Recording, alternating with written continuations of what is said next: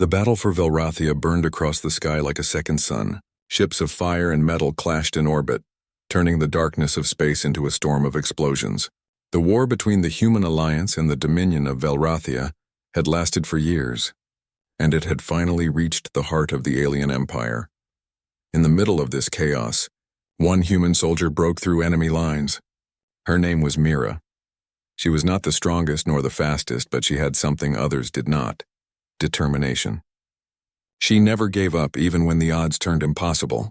Her mission was clear: rescue Queen Arani, the ruler of Velrathia, who had been captured by a rogue faction of her own people.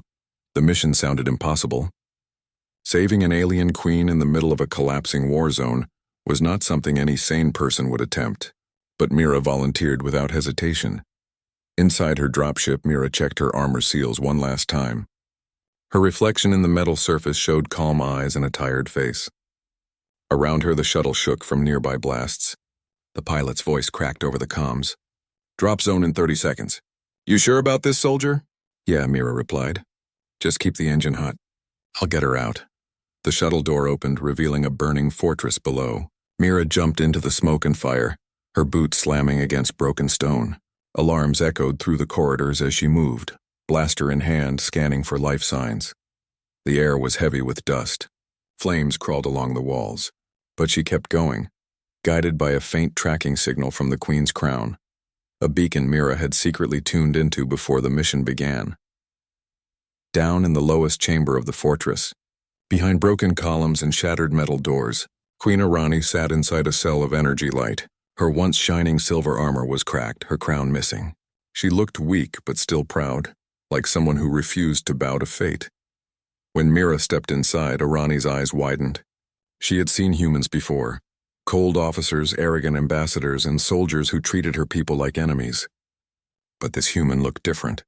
Her armor was scratched, her face was covered in ash, and yet her eyes burned with life. "Your Majesty," Mira said quickly, pulling out a small tool from her belt. "I'm here to take you out. Can you walk?" Arani blinked, almost in disbelief. "A human. Sent to save me." "Not sent," Mira corrected, cutting through the cell's energy lock. "I volunteered." The energy field dissolved with a spark. Arani hesitated, still unsure. "Why would you do that?" "Your kind considers me the enemy." Mira met her gaze. "Enemies or not, no one deserves to die in a place like this." For a moment, silence filled the room. The kind of silence that exists between two strangers who suddenly see something familiar in each other. Then Arani stood, her tall frame graceful even in pain. "Very well, human. Lead the way." They ran through corridors echoing with blasts and collapsing walls. Mira covered their path, shooting open doors and clearing debris with her gauntlet's power tool. The fortress trembled around them. At one turn, the ceiling gave way, and Mira pushed Arani aside just before a massive beam crashed down. The Queen fell against the wall, stunned. Mira's arm bled from the impact, but she pulled her up again. "Keep moving," Mira urged. "We're almost there." Arani couldn't help glancing at her rescuer. Humans were said to be fragile, but this one was unstoppable. Wounded, covered in smoke, yet never slowing down. Outside the fortress, the battlefield stretched to the horizon. Ships crashed into mountains and the air shimmered with plasma fire. Mira activated her comlink. "Control, I have the package. Requesting extraction." The voice that came back was static-filled. "Negative. The fleet is pulling out." "You're on your own, Mira." Mira looked up at the sky, at the burning wrecks of human and Velrathian ships. Her heart sank, but her face stayed calm. "Figures," she muttered. Arani noticed. "They abandoned you?" Mira nodded once. "Doesn't matter.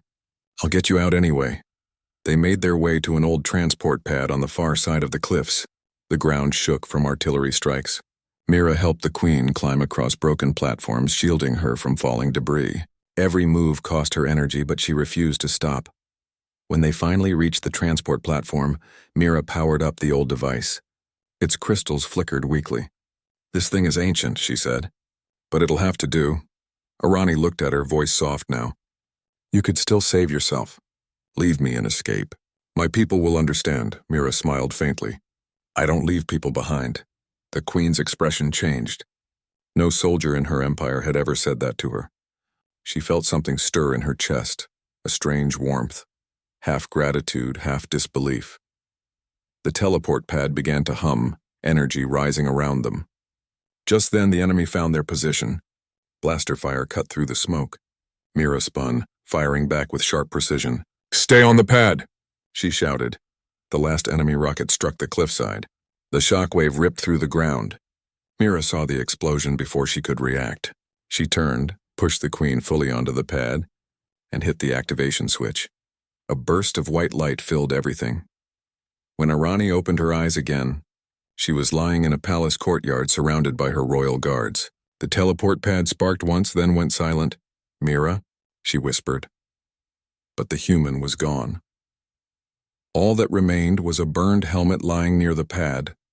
Its visor cracked, its comms light dead. The guards rushed to her, asking if she was safe, but Arani didn't hear them. Her eyes stayed on that helmet. She picked it up gently, brushing away the dust. It still smelled of smoke and iron. "She saved me," the Queen said softly, her voice trembling. "A human saved me." For days after, Velrathia celebrated the Queen's survival. Songs were sung about her return, but none mentioned the lone human who had vanished. Arani tried to speak of Mira, but her council brushed it aside. She was an enemy soldier, they said. It's better to forget. But the Queen did not forget. She placed Mira's broken helmet in her private chamber, under a beam of starlight. Every night she would look at it and remember the moment before the explosion. Mira's steady gaze, her words, her bravery. Years passed. The war ended, peace signed between humans and Velrathians. The galaxy healed slowly. Yet in the quiet halls of her palace, Queen Arani often stood by the window staring into the stars. Her advisors noticed the change. "Your Majesty," one said one evening, "you seem distant these days." "Still thinking of the human?" Arani smiled faintly. Yes, she disappeared, but her courage stayed. The advisor frowned. "It has been 5 years. Surely she is gone." "Perhaps," the Queen replied, her tone calm but her eyes bright. "But some lights do not go out even when the stars fade." Outside, the twin moons of Velrathia hung over the horizon, glowing silver. In that gentle light, the Queen whispered a silent promise. "If you are still out there, Mira," she said, "I will remember." And somewhere, far beyond the stars, a faint signal blinked. A small human distress beacon, lost between worlds, still alive. The signal continued for days, growing stronger with every passing hour. Inside the royal cruiser Silver Crown, the hum of engines mixed with the faint beeping of the long-range scanner. Every eye on the bridge was fixed on one glowing dot moving slowly across the holographic star map. Queen Arani stood near the main screen, her posture straight, but her heart restless. It had been years since she had felt such anticipation. 5 long years since she saw Mira vanish in the flash of an explosion. 5 years since she held the broken helmet that was all that remained. Now, that same frequency pulsed through her ship's sensors, beating like a heart she thought was gone. "Status?" she asked calmly, though her voice carried a quiet tremor. Science Officer Suren looked up from his console. "The object is approaching from the outer belt, Majesty. Small vessel, human design, very old. Power levels are unstable." Arani's hands tightened around the railing. "Open a communication channel." Suren pressed a few keys. The speakers filled with static, then silence. He shook his head. "No reply, Majesty. But the signal pattern matches the old human code. The same one from the war." Arani's eyes softened. "Mira's code." The crew exchanged glances. Most of them were too young to remember the war, but the stories of the human soldier who saved their queen were famous even now. Terran, her guard, stepped forward. "Majesty, if this is real, we should proceed with care. The ship could be damaged or worse, could carry danger." Arani nodded. "Prepare the docking bay."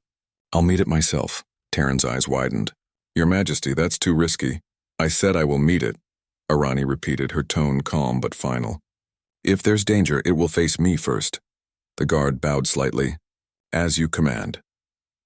Hours later, the lights in the docking bay dimmed as the approaching vessel came into view through the transparent shield. It was small, its surface covered in scorch marks and cosmic dust. Parts of its hull were patched with strange metals, clearly not human-made. "Looks like she's been through a storm," Suren whispered. The ship drifted closer, guided by the Silver Crown's tractor beam. When it finally touched down, a deep silence filled the bay. Engineers and guards waited at the edges, their weapons ready but lowered. Arani stepped forward slowly. Her silver cloak brushed the ground, her heart pounding in her chest. "Open the hatch," she ordered. The airlock hissed. For a moment, nothing happened. Then the door slid open with a rough metallic sound and smoke spilled out. A shadow moved inside. Then a figure stepped out, wearing damaged human armor, its edges fused with alien alloy. The helmet was cracked, the visor half broken. The person stumbled once, then steadied herself. When she lifted her head, the entire room fell silent. "Mira," Arani whispered. The human smiled faintly, her face pale and tired but alive. "It's been a while, Your Majesty." For a few seconds, no one moved. Even the guards forgot their duty. The human who vanished, the one who had saved their queen and disappeared in fire, stood before them again. Arani slowly stepped closer. "It's really you." "It's me," Mira said softly, her voice rough from exhaustion. "I promised I'd come back." Arani's breath caught. The emotions she had buried for years surfaced all at once. Relief, disbelief, gratitude. "We searched. We thought you were gone forever." "I almost was," Mira replied. "But something kept me alive. Maybe fate, maybe luck." Her legs wobbled, and Arani instinctively caught her by the arm. The queen's touch was gentle, steadying her. "You're safe now." For a moment, the two stood close, surrounded by silent witnesses. The Queen of Velrathia and the lost human soldier, reunited after years apart. Mira was taken to the medical bay. She refused to rest until she had explained what had happened. "I was caught in a time rift," she said as medics scanned her wounds. "The explosion at the fortress, it wasn't just a blast. It tore open space itself. One second I was pulling the trigger, and the next I was somewhere else, a place between time and reality." Arani listened carefully, seated near her bed. "A rift? That sounds like ancient technology." "It was," Mira nodded. "Someone or something created it. And I wasn't the only one trapped inside. There were signals, voices, shadows. I couldn't see them, but I could feel them watching." The queen frowned slightly. "Did you escape on your own?" Mira gave a tired smile. "Not exactly. The rift began to collapse after a few months. At least, that's what it felt like to me. I found an old shuttle drifting near the edge of the tear. Half of it was alien. I think it was pulled in from another reality. I used it to ride the wave out." Serene stepped forward. "You say months. But 5 years have passed for us." Mira looked surprised. "5 years?" "Yes," Arani said softly. 5 years since the day you vanished." The human fell silent for a moment, staring at her hands. "Then I guess time didn't move the same way in there." Arani reached out and gently placed a hand over hers. "What matters is that you came back." Mira's eyes met hers. "I told you I would." Later that evening, the queen invited Mira to her private garden, the same place where the glass case with the helmet stood. The two walked among the silver trees as the moon shone above, casting soft light on their faces. "You kept it," Mira said, noticing the case. Arani smiled faintly. "It was the only thing I had left of you." Mira touched the glass, her reflection mixing with the old helmets. "You really thought I was gone?" The queen's voice was quiet. "At times, yes, but my heart never believed it."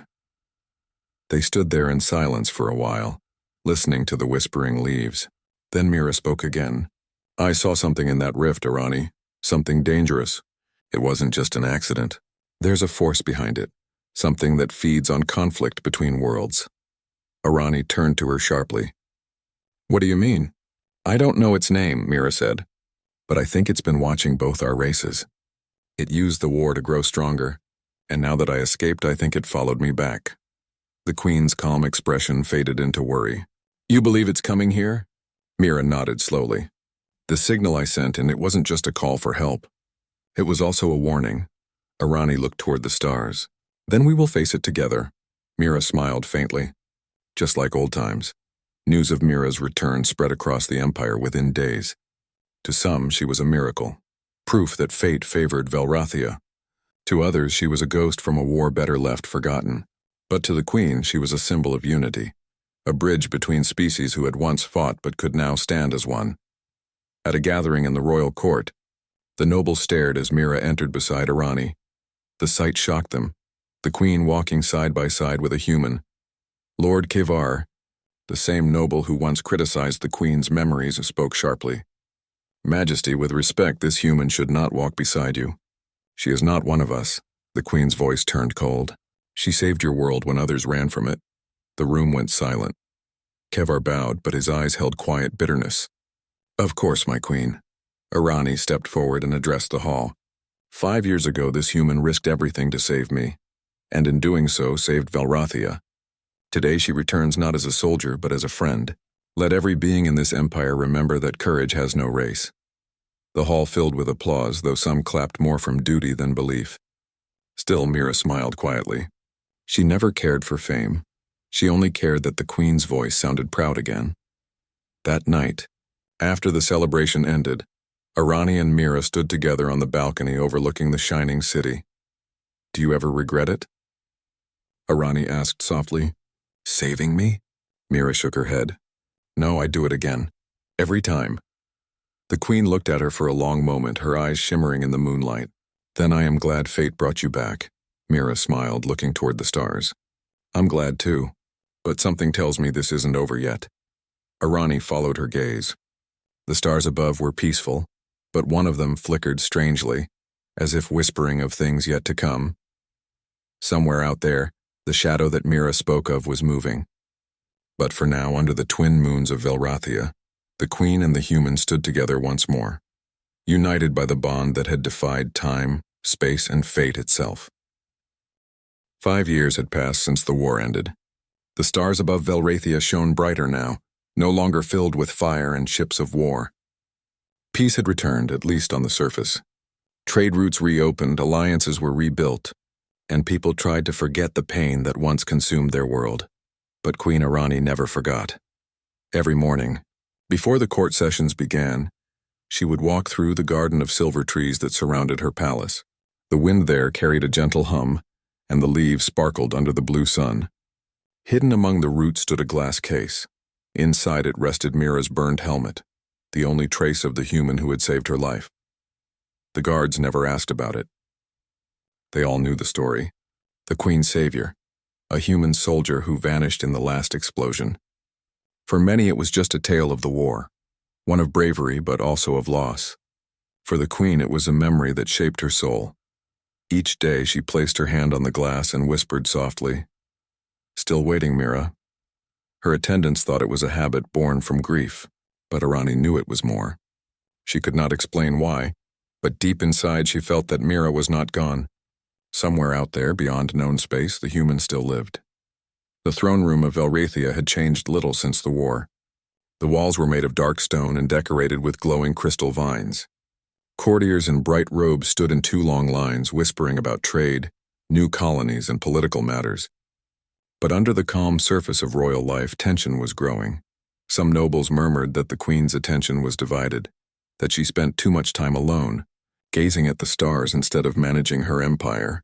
Others whispered that the peace treaty with the humans had made Velrathia weak. At the council table, Arani sat tall and silent as her ministers argued. One of them, Lord Kevar, a sharp-tongued noble from the outer provinces, spoke louder than the rest. "Your Majesty," he said, "our fleets are growing restless. The humans expand near our borders. We should strengthen our armies, not waste time in peace ceremonies." Arani's eyes were calm but firm. "Lord Kevar, the people are tired of war. They need hope, not weapons." He bowed slightly, though his tone stayed proud. "Of course, my queen. Yet some say you have forgotten what it means to be Velrathian. You once stood for power. Now you hold on to memories." The room went silent. Everyone knew what he meant. Arani looked at him quietly for a moment. Then she said, "Memories keep us wise, Lord Kevar. Without them, we repeat our mistakes." He lowered his head, but his eyes flickered with quiet anger. That night, after the council ended, Arani walked alone to her balcony. The twin moons glowed softly above the city, and the lights of flying transports painted silver trails through the sky. She took a deep breath of the cool night air. Her personal guard, a loyal Velrathian named Terran, stood at a distance. "Majesty, another long day," he said gently. Arani nodded. "They think I am distracted. Are you?" Terran asked carefully. She smiled faintly. "Perhaps." "But tell me, Terran, do you believe that people can return from beyond the stars?" Terran hesitated. "From the dead? No, my queen, but from far places. Maybe, why do you ask?" Arani looked upward. Because I felt something today. A pulse through the communication grid. A signal pattern I once heard before. Taryn frowned. From where? From the old human frequency, she replied quietly. The same code their soldiers used during the war. The guard's expression changed from confusion to concern. That frequency has been silent for 5 years. I know, she said. That's why I cannot ignore it. The next morning, Arani entered the royal data chamber, a vast circular room filled with floating holographic screens and glowing star charts. Only she and her science officer, Seren, had access here. Show me the signal again, Arani commanded. Seren nodded and projected a star map above the room. Tiny blue dots appeared marking transmission points. One was blinking faintly at the edge of the galaxy, near a sector abandoned after the war. It started as a faint echo, Seren explained. But when we amplified it, we found a repeating code. Human military encryption, very old. Arani's heart beat faster. Translated, Seren hesitated. It's incomplete, but the first part says, Alliance Unit 9, surviving. Coordinates, returning. The Queen's hands tightened around the edge of the console. Unit 9, she whispered. That was Mira's squad, the same one lost during the last battle. Seren looked uneasy. It could be a trap. Old tech sometimes reactivates. Ghost signals are common. Perhaps, Arani said softly, but what if it's not? She turned away from the screen, her mind already made up. 3 nights later, Arani stood aboard her royal cruiser, the Silver Crown. The ship shimmered under the moonlight, its hull lined with pale blue lights. Her advisors protested her decision to travel personally, but the Queen rarely listened when her heart was sure. Plot a course for the outer sector, she ordered. Follow the signal. As the ship rose into orbit, Arani felt a familiar ache in her chest, the same feeling she had when she last saw Mira disappear into the explosion. The journey took days. Through dark nebulas and silent asteroid fields, the cruiser traveled alone. The crew whispered that their queen had gone mad chasing ghosts, but none dared say it aloud. Finally, on the 5th day, the signal grew stronger. It led them to a small, dying planet, its surface covered in red dust and cracked stone. No signs of cities, no ships, just silence. Scan the area, Arani said. Seren checked the readings. There's an energy signature under the surface. Old human tech and a crashed shuttle. The Queen's heart skipped a beat. Prepare a landing team. The wind on the planet's surface was dry and harsh. Arani walked across the red sand, her silver robe whipping around her. The sky above was dim, the sun a faint orange glow behind clouds of dust. At the center of a rocky valley lay a half-buried human shuttle, its hull covered in scratches, its engines dead. The letters USS Horizon could still be read on its side. Arani approached slowly, her boots crunching on the gravel. The sight made her chest tighten. It looked ancient, forgotten by time. Seren moved closer with the scanner. No life signs detected, Majesty. Just residual energy. Arani brushed her fingers over the metal, feeling the cold texture beneath her hand. Then as she turned to leave, a small light flickered on the shuttle's control panel. Everyone froze. What was that? Seren asked sharply. Arani stepped closer. The light blinked again, slow, steady, rhythmic. A code. Morse pattern, she said quietly. It's human. Serene's eyes widened. It's broadcasting again. The ship's core just activated on its own. Arani's pulse quickened. Decode it. Seren tapped rapidly on his wrist device. The translation appeared on a small screen. Signal received. Returning soon. Hold position. For a long moment, nobody spoke. The only sound was the wind howling through the canyon. Then the Queen whispered, She's alive. Back aboard the cruiser, Arani sat in her private chamber, staring at the stars. Her heart felt light for the first time in years, but also uncertain. Could it really be Mira? Or was it a machine repeating old memories? Taryn entered quietly. Majesty, the crew is uneasy. They fear this could be a trap. Arani smiled faintly. Maybe it is. But even so, I would rather face danger than ignore hope. He nodded slowly. You truly believe she's alive? Yes, Arani said simply. Because I never stopped feeling her presence. Some connections are not broken by time. Outside the window, the distant stars glimmered like small candles in the dark. Among them, one flickered brighter than the rest, a beacon of light moving closer with every hour. Arani didn't know what awaited her. Maybe it was only a remnant of the past. Maybe it was something new. But as she closed her eyes that night, she smiled for the first time in a long while. Somewhere across the cold vastness of space, the human who vanished was coming home, and the queen who never forgot, still remembered. The stars above Velrathia burned like scattered diamonds in the endless black sky. The Empire's fleets were on high alert. Scouts had reported strange energy pulses at the edge of known space. The signals Mira had warned about were growing stronger, spreading like ripples across the galaxy. Queen Arani stood on the bridge of the royal cruiser Silver Crown, her silver cloak brushing the floor. Mira was beside her, leaning slightly on a console, her eyes scanning the approaching readings. Both were calm, yet tension hummed in the air. "This is it," Mira said quietly. "Whatever was in the rift, it knows we're ready. It will test us soon." Arani nodded. "Then we face it together, not with fear but with unity." The first sign came as a ripple in space. A black haze, thin and shifting, appeared along the outer colonies. It twisted the light around it, creating illusions of ships where none existed. Communications faltered, and minor distortions disrupted navigation. Mira studied the readings. "It's testing us, probing for weakness. It grows stronger when it senses doubt or fear." Arani's gaze hardened. "Then we will show it we do not fear. Gather the fleets, humans and Velrathians side by side, no one left behind." Orders were sent, and within hours, ships from every corner of the Empire, human and Velrathian, formed a united line near the approaching anomaly. They floated in silent determination, the crews aware that this was unlike any battle they had faced. Mira walked among the pilots and engineers, giving final instructions. "Trust your instruments, but also trust the ship next to you. Do not fight alone. The shadow cannot divide us if we remain united." Arani observed quietly, pride swelling in her chest. She realized once again why Mira had survived the rift, not because of strength alone, but because of her courage and trust. Qualities Velrathia would now rely on. The black haze grew denser, stretching like a living wall across the star systems. At first it was intangible, but then it began to press against reality itself. Ships reported strange visions, fragments of worlds that never existed, fleeting images of past battles, and ghostly figures moving among the fleets. Some of the pilots panicked. "What is happening?" they cried. Mira's voice was calm, firm. "It is testing your mind. Ignore what you see. Trust only what you feel and what you know to be true. Do not let it divide you." Arani added, her voice. "We face this together. Fear is its weapon. We will not give it strength." The fleets adjusted their formation, closing ranks, and a strange energy began to pulse from their combined presence. Mira noticed it immediately. "Look," she whispered. "Our unity, it weakens the shadow. Its walls are trembling." The first wave of the shadow struck as a sudden blast of energy. Ships rocked violently, shields flaring.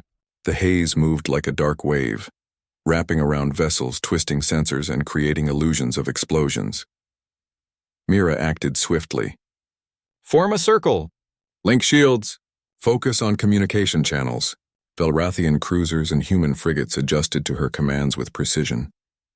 The shadow tried to create illusions, fake fleets, phantom explosions, but the unity of the combined crews held. Mira's experience in the rift guided their movements. Arani stayed on the bridge, issuing calm commands. Her presence steadied the fleets. "Do not falter. Trust each other, and we cannot be divided." Slowly, the shadow's attacks lost their power. The black haze began to shrink, its energy fading under the influence of trust and coordination. Mira looked at the queen, eyes bright. "It's working. The more we stand together, the weaker it gets." Arani's voice was steady, resolute. "Then we hold, no matter what." The final challenge came as a wave unlike the others. The shadow sent a vision of Mira trapped in the rift again, screaming for help, reaching toward them from a distant void. "Captain," one of the pilots shouted. "She's in danger." Arani's eyes met Mira's. The queen's heart raced, but her voice remained calm. "It's an illusion. Do not let it distract you. Trust yourself." "Trust me," Mira nodded. "You're right." She reached out, focusing her mind, and guided her own squadron to break the illusion. The black wave of the shadow flinched as if struck. The queen and Mira combined their strategy. Arani used her fleet's energy to form a shield of light, while Mira led the fleet to counter the shadow's assault. Step by step, ship by ship, they pushed the darkness back. Finally, the shadow recoiled. A sudden pulse of pure energy burst from the combined fleets, and the black haze shattered into millions of fragments. Dissolving into nothingness, the fleets cheered, but Arani and Mira remained focused, ensuring every system was stabilized. When the last signal cleared, a calm settled across the stars. The threat was gone, at least for now. Mira slumped slightly, exhaustion heavy in her body. Arani was at her side immediately. "You did it," the Queen said softly. "No," Mira replied, shaking her head. "We did it, together." Arani smiled, placing a hand on Mira's shoulder. "Yes, together." Back aboard the Silver Crown, Arani and Mira finally had a moment alone. The moons reflected silver across the chamber, painting them in soft light. "You were right," Arani said quietly. "The shadow could not divide us because we trusted each other. And it is our trust that saved everyone." Mira looked at her, smiling faintly. "I only returned because I knew you would remember me. You believed in me even when I was gone. That's why I survived, and why I came back to help." Arani's eyes glistened. "I never forgot. I never will," the human smiled. "Then our bond is stronger than any shadow, stronger than time itself." The Queen reached out, gently holding Mira's hand. "Yes, and it will guide us through whatever comes next." Word of their victory spread across the Empire quickly. Colonies celebrated the unity of humans and Velrathians, and Mira became more than a hero. She became a symbol of hope. But for Arani, Mira's return was more than symbolism. It was personal. The helmet she had kept for 5 years was now a memory of a bond rekindled, proof that courage and loyalty could survive time and space. Even as the galaxy slowly recovered, the Queen never stopped remembering the human who vanished to save her, the one who returned to stand by her side in the darkest hours. In private moments, Arani would still walk to the garden, gaze at the twin moons and whisper softly, "Mira, thank you for everything." Mira would smile, knowing the Queen remembered, not just the act of bravery, but the trust and friendship that had changed them both forever. And as they looked out into the stars together, it was clear that some stories do not fade. Some lights do not go out even after years of darkness. For in the galaxy, among stars and worlds, there were bonds that time, distance, and even shadows could never erase. After Mira's return, the palace of Velrethia was alive with whispers. Guards, engineers, and nobles alike were curious, cautious, and in awe. The humans who had once fought against them were now represented by one living symbol, Mira. And yet the calm that settled over the palace was deceptive. A storm lingered beyond the stars, one that only Mira truly understood. In the quiet of the Queen's garden, Mira sat across from Arani. The twin moons shone softly above, reflecting silver light across the petals of the glowing trees. For a while, neither spoke, letting the peace of the night fill the empty spaces between them.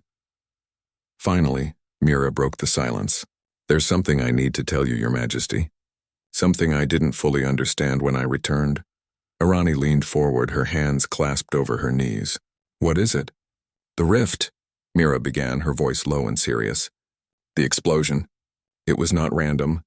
It was created by a force that exists between realities, a presence that feeds on conflict. It watches civilizations, waits for war to grow, and uses it to gain strength. When I vanished, I entered its space." Arani frowned. "You mean something intelligent?" "Yes," Mira replied. "It has no form I can describe. Not exactly alive, not exactly dead.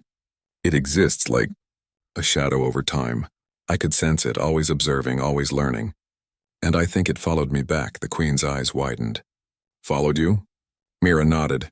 "I don't know how it does it, but the signals I left behind, the ones that guided you to me, they also acted as a beacon for it. It knows I've returned, and if it is strong enough, it may try to influence your empire." Arani remained calm, though her mind raced. "Then we must prepare. How do we stop something like that?" Mira shook her head. "I don't know yet. I never faced it directly. In the rift, it was always distant, always hidden. But I learned one thing: it cannot survive without chaos. Order, unity, trust, and these weaken it." Arani nodded slowly. "Then we must gather both humans and Velrathians. We must face it together." The next day, Arani summoned her council. For the first time in years, humans were allowed into the palace chamber. Mira stood beside her, tall and steady despite her worn armor. Seren projected a star map above the council table. The holographic display showed the rift's origin point, a black ripple far beyond Velrathia's borders. Small energy pulses radiated outward, touching distant star systems. The rift remains unstable, Mira explained. If it reaches our systems fully, it could disrupt communication, warp matter, and even affect time in local regions. It grows stronger when war occurs or when fear spreads. Lord Kavar spoke first, his tone sharp.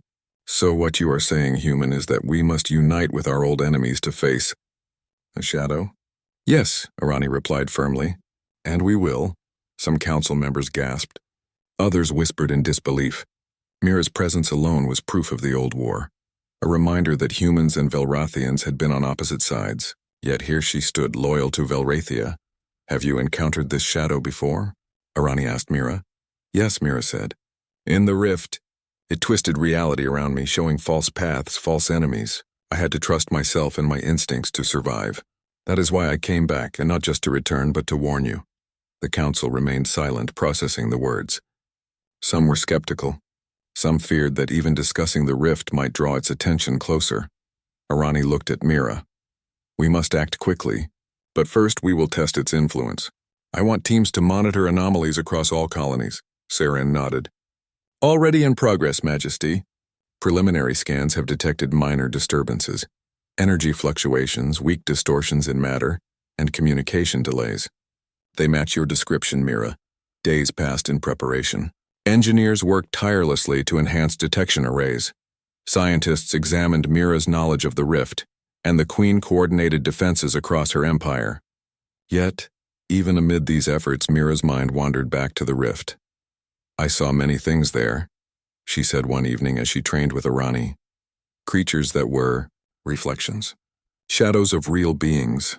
They tried to trick me into attacking allies. I had to learn quickly that the rift feeds on fear and doubt.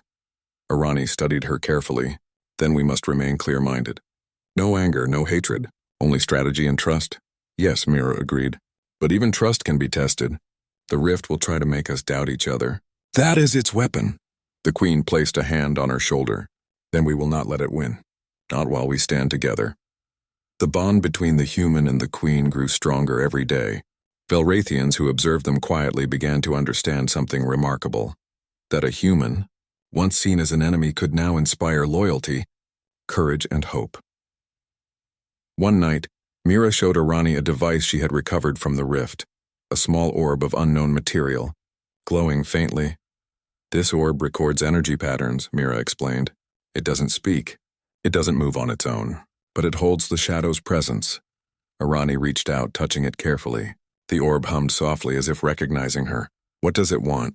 She asked. Mira shook her head. I don't know. But it reacts to chaos. The more fear, the stronger it becomes. Arani's eyes narrowed. Then we must strengthen our people's resolve. Not through fear or force, but through unity. We will show it that Velrathia and humanity can stand together.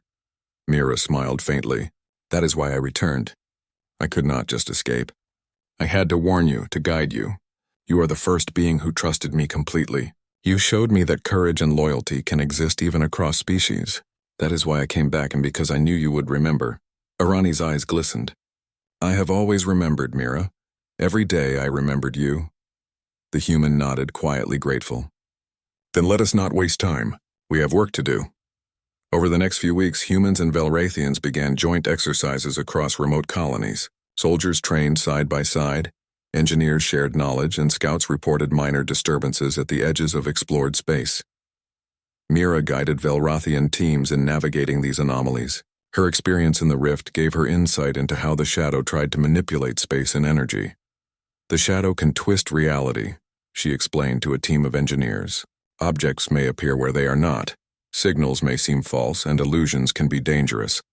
Trust your instruments, but also trust each other. Arani observed quietly, proud of Mira's leadership. The Queen realized that humans possessed a unique resilience, a combination of instinct, courage, and adaptability. Traits that Velrathians could admire and even learn from.